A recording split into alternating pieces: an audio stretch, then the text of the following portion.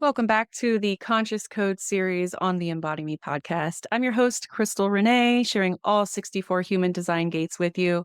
And after these are done, we're moving into the rest of all the human design aspects, all the different layers that there are in human design, right?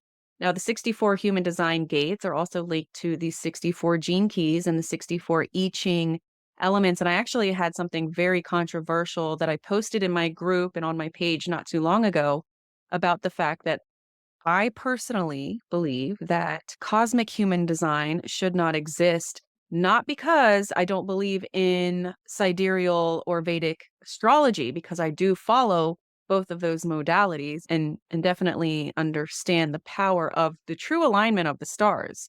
The issue with me is that the gates are actually fixed to the earth from an earthly perspective, such as heaven, mountain, lake, wind, fire. These are just some of the I Ching elements. And since the 64 gates derive directly from the I Ching, I understand that Ra Uru Hu decided not to use Vedic astrology or sidereal astrology, mainly because that shifts in accordance to the alignment of the stars, which has nothing to do with the alignment of the gates. Since the gates are fixed to the earth, he chose to use tropical astrology, which is also fixed to the earth because of the equinoxes and the solstices, which I also believe have shifted. However, it has nothing to do with the I Ching being a fixed modality, fixed to the earth. And I truly believe that Ra Uru Hu knew exactly what he was doing by using tropical astrology as a backdrop or a reference point as to where these gates fall according to our date of birth, time of birth, location of birth, right? So in cosmic human design, according to that modality, I am a gate 31 conscious sun, but I'm not. I am a gate 59 conscious sun, which is fixed in the tropical Virgo constellation. So the only thing that should be changing is the astrological sign that the gate sits in, not the location of the gate. So instead of shifting the gates 23 degrees like they do with Vedic and sidereal astrology, we're keeping the gates where they are, and we're just shifting the astrological belt. So my gate 59 sits in tropical Virgo, but it also sits in Vedic or sidereal Leo.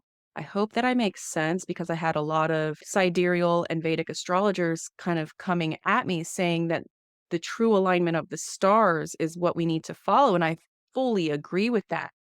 But the gates, which are derived from the I Ching, have absolutely nothing to do with the alignment of the stars, as it is fixed to the earth, just like tropical astrology is. So I hope you guys understand that. And if you have any questions, drop them in the comments below. We can further discuss this. Maybe I can get an actual visual of this so that what I'm saying is understood, because I see where it can be a little confusing. But with that being said, let's go ahead and get into today's gate, which is gate 47.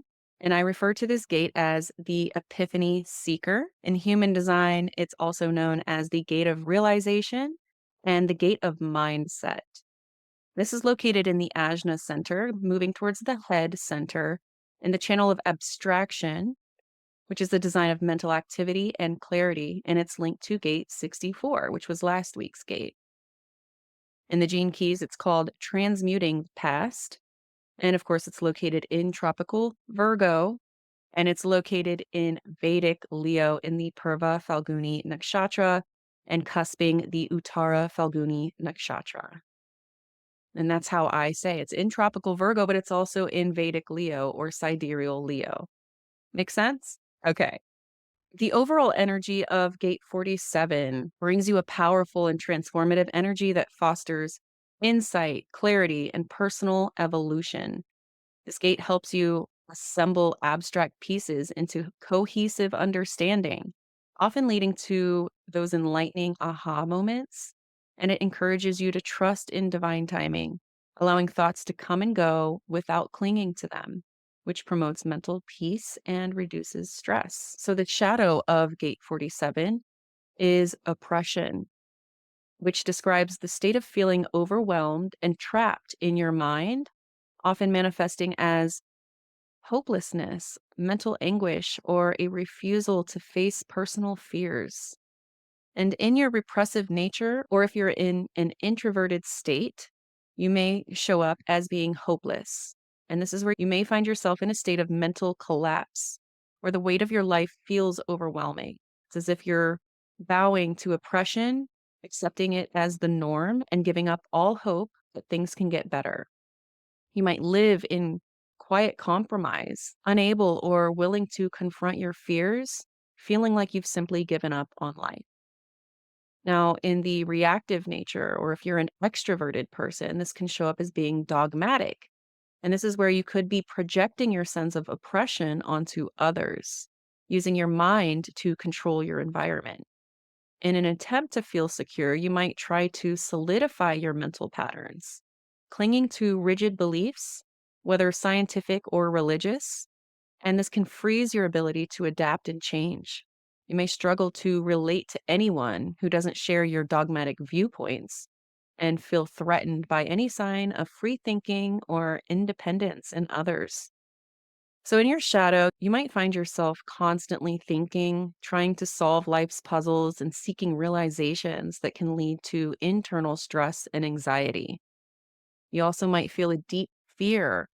All your efforts, especially mental efforts, are futile, leading to a sense of despair or hopelessness. You might find yourself obsessing over achieving clarity or insights, which can lead to frustration and mental exhaustion if they don't arrive as quickly as you would like. And you might become attached to your thoughts or ideas, obsessively trying to find meanings in them.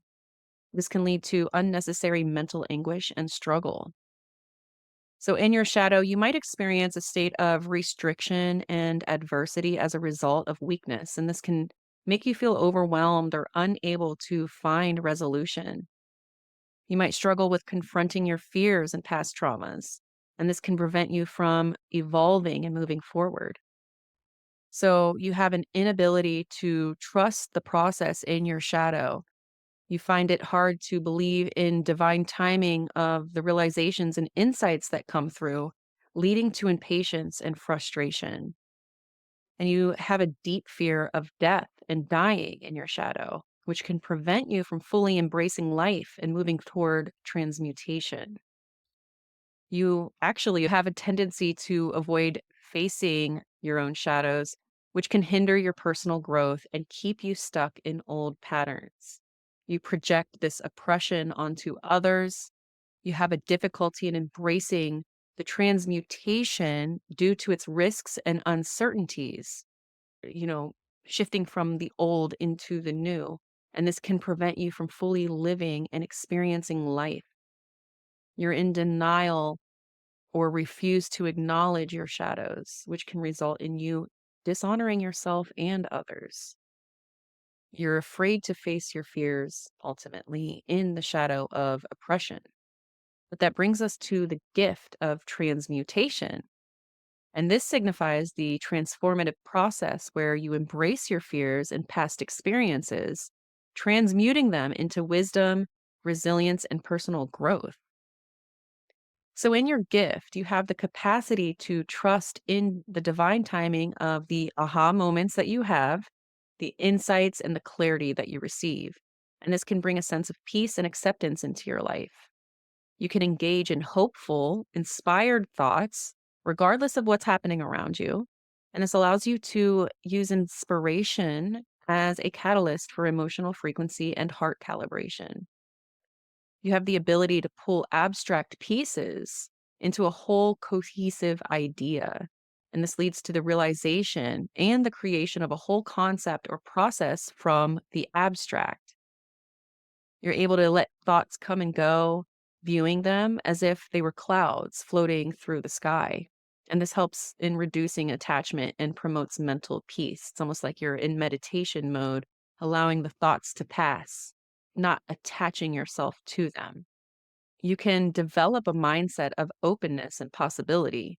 This enables you to not let the inspiration die just because you don't know how to fulfill it.